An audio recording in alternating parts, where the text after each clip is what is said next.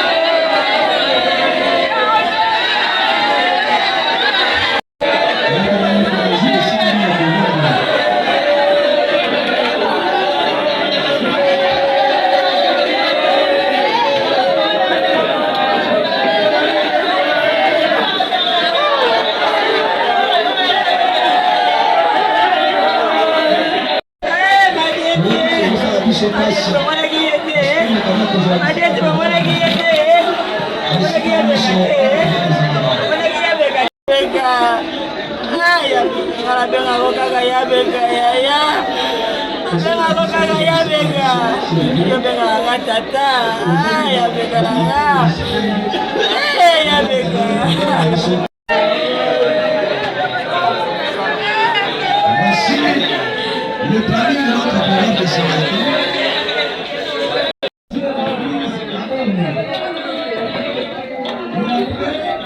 Nous allons passer à un peu de circonstances des enseignants,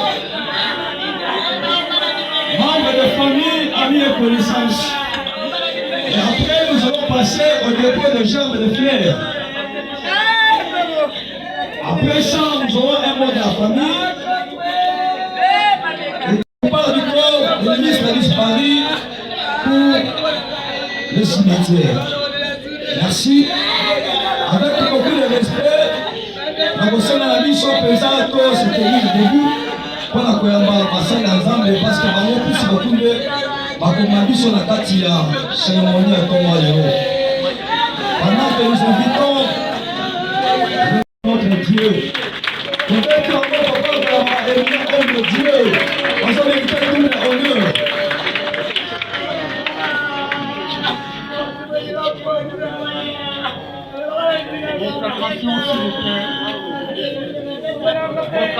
Attention s'il vous plaît. S'il vous plaît, votre attention. Ouverture. Après la prière d'ouverture, nous donnerons la parole au modérateur qui va nous conduire à quelques cantiques, quelques chants. Et après, on reviendra pour la parole de Dieu. À titre exceptionnel, on va prélever une offrande.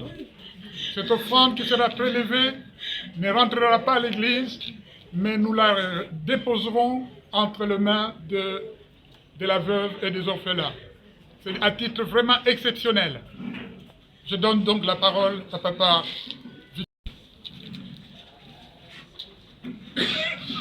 Le pouvoir de faire vivre et de faire mourir t'appartient, Éternel.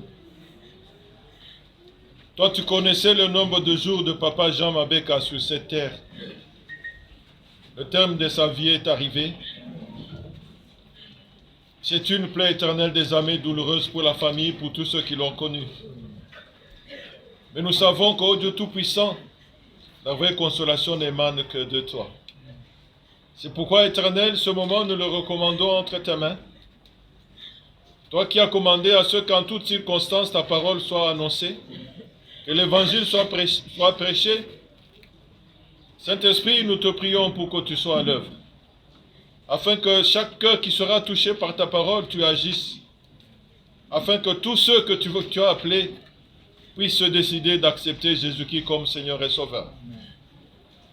Il est écrit que quand toi tu t'élèves, tes ennemis se dispersent et tes adversaires fuient devant ta face. C'est pourquoi nous prions pour que tu te lèves en ce lieu éternel, afin que tout ce qui n'est pas de toi, tout ce qui ne confesse pas le nom de Jésus-Christ, tes saintes mains, pour que tu puisses conduire tout du début jusqu'à la fin. Et qu'il en soit ainsi, Père, au nom de Jésus-Christ, notre Sauveur. Amen. Amen.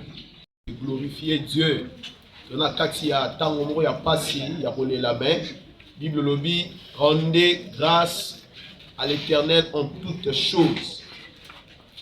Jésus, le roi des rois. Oh. Alléluia. Jésus, Seigneur, Seigneur. Oh.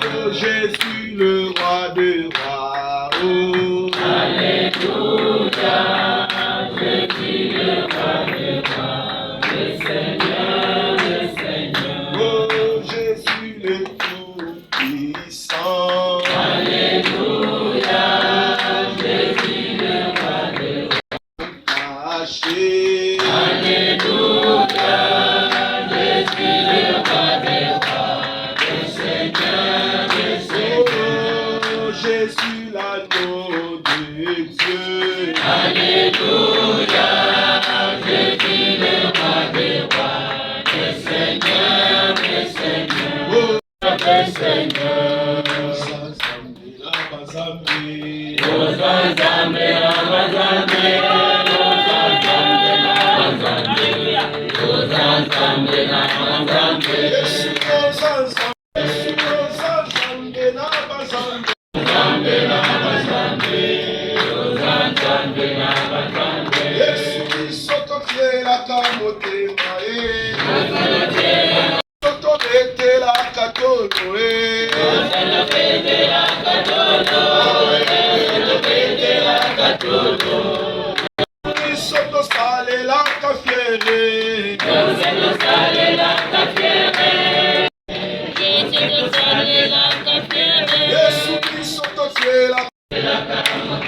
Yesu biso tobetela maboko yawe.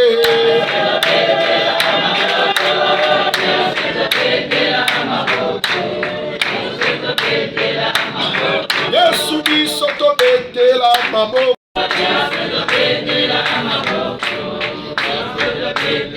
Awe ozali Zambe.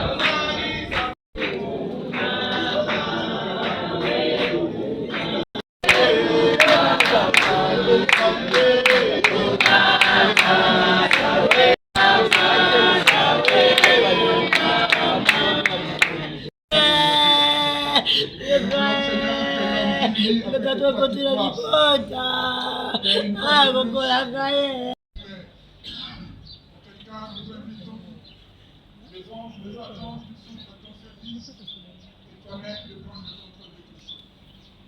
Merci Père, parce que tu es Dieu. Au nom de Jésus. Amen.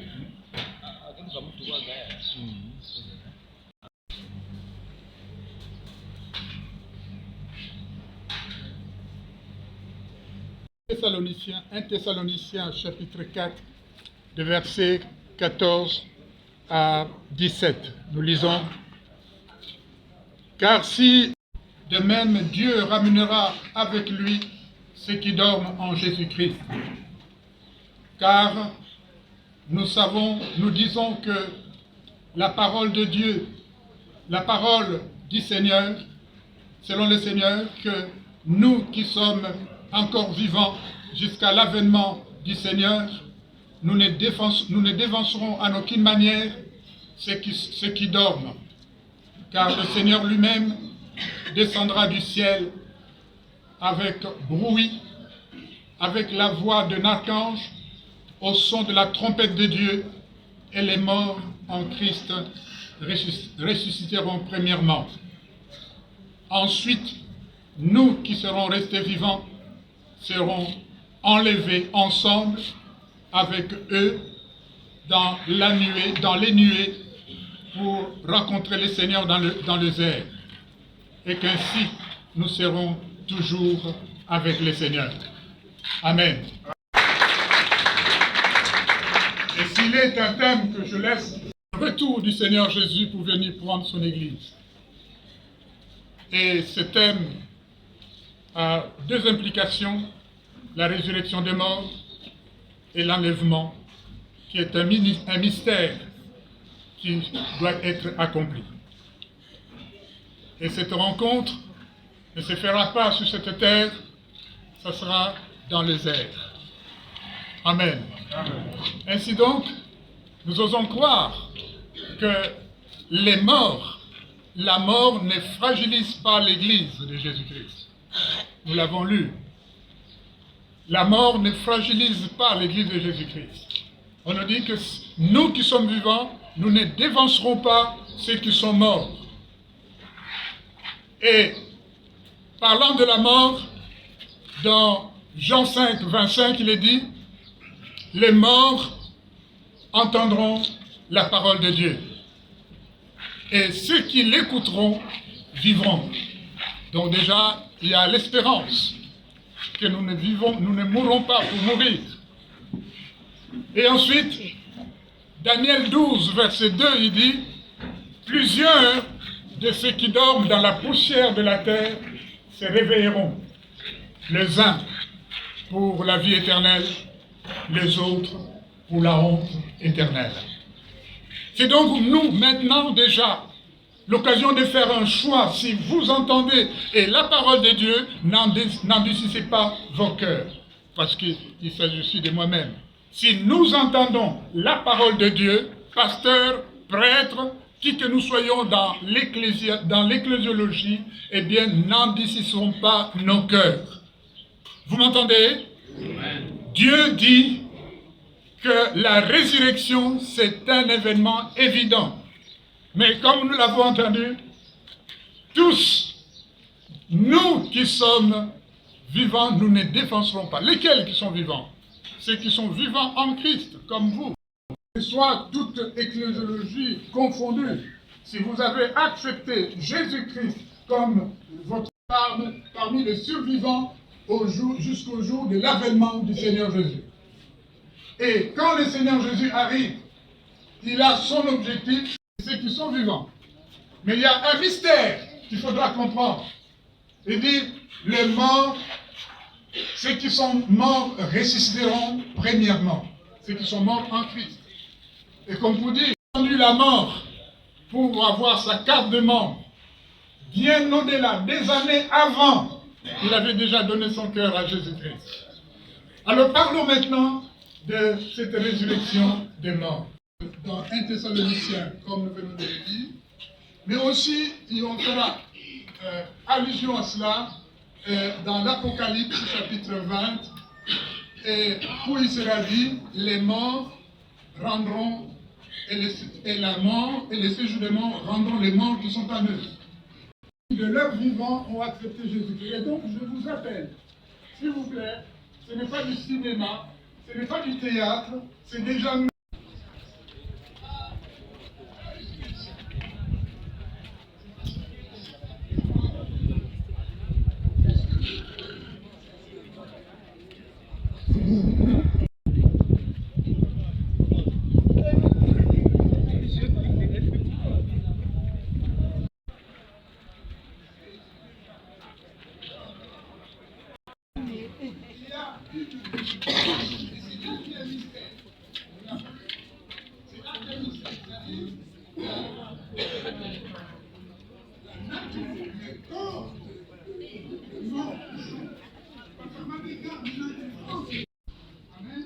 Ici, nous créerons parce que c'est le corps avec tant de bienfaits qui nous a fait. Pour les membres de la famille, combien n'ont-ils pas reçu un service de Tabamateka, mais c'est resté ainsi. Amen. Pourquoi? Parce qu'ils s'en remettaient à Dieu. Et qu'en est-il pour vous et moi? Amen. À tout bout de chemin, tu veux partager ton histoire à qui veut l'entendre? Faites attention, la personne qui t'écoute, auquel tu fais la version, c'est la même personne qui va te traîner dans la rue et se moquer de toi. Tandis que Jésus-Christ, il attire son âme, il attire son esprit à lui. Il y a un changement. Amen. Un changement que je ne peux pas expliquer en tant que pasteur. Ça relève de la souveraineté de Dieu, du mystère de Dieu. Amen. Et dans ce cas, une fois le corps transformé, il rentre dans la présence de Dieu. Et c'est ce que nous pouvons constituer, nous l'avons lu. Nous allons à la rencontre de Christ dans les nuées. Il est parlé d'abord de nuées.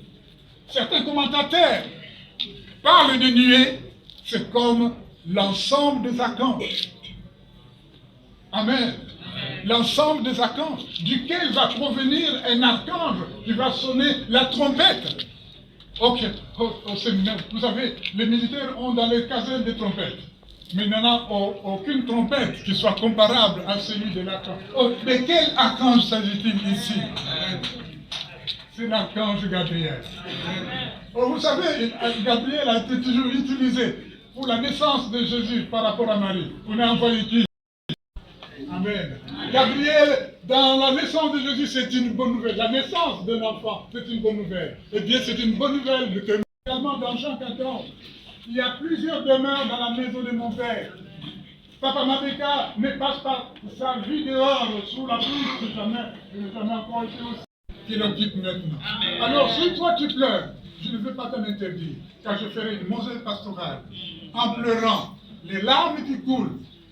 Ça, si vous avez déjà goûté, c'est du sel. Vous éliminez des toxiques. Voilà pourquoi je permets que vous pleurez. Amen. Mais après avoir pleuré, au-delà des pleurs, pleurez pour votre péché. Pleurez si votre contact avec le Seigneur n'est pas d'aplomb. Car le jour où tu pleureras toute ta vie. Amen.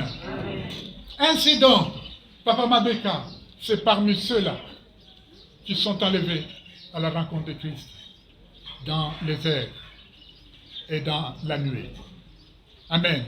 Ensuite, c'est-à-dire pour qu'ils soient enlevés les morts, eh bien, ça veut dire quoi? Ça veut dire que les lois physiques, qui est le maître des lois physiques? C'est Dieu.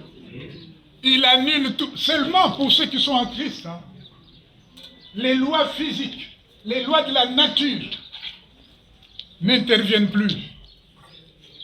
Alors, il est là, et ces lois la rencontrent dans les airs. Et cela veut dire, puisqu'il y a eu un mystère du changement du corps à la résurrection, ce n'est pas ce corps que nous voyons, c'est un corps, comme dira 1 Corinthiens 15, un corps qui est semé corruptible, il ressuscitera incorruptible. Amen. Amen.